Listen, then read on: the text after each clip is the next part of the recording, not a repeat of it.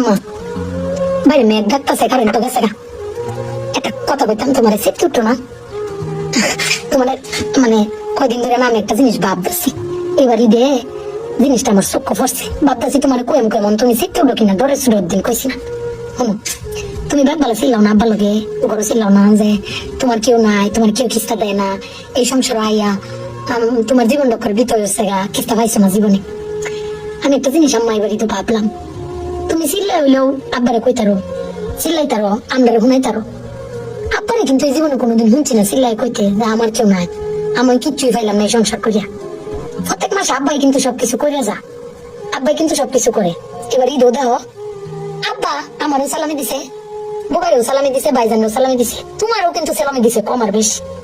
তা আব্বারে কিন্তু কেউ সালামি দিছে না, না তুমি দিছো, না আমি দিছি, না বোবাই, না ভাইজান, কেউ দিছি না। আব্বার কিন্তু এটা আটকেপো নাই।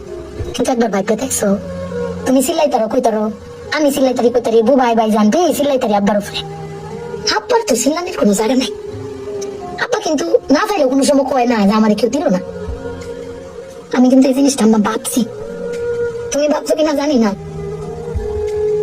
আব্বার কিন্তু কমের কোনো জায়গা পায় না।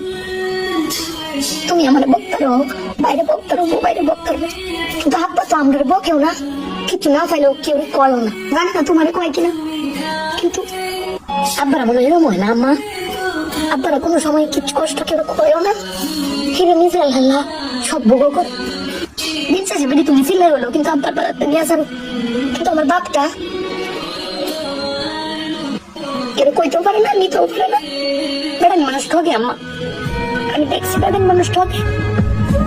বেটান কইতে তো বেটানের কর জায়গা আছে, জামাই স্বামী বেটান করে কইব আব্বার লাগে ফেট করে আম্মা।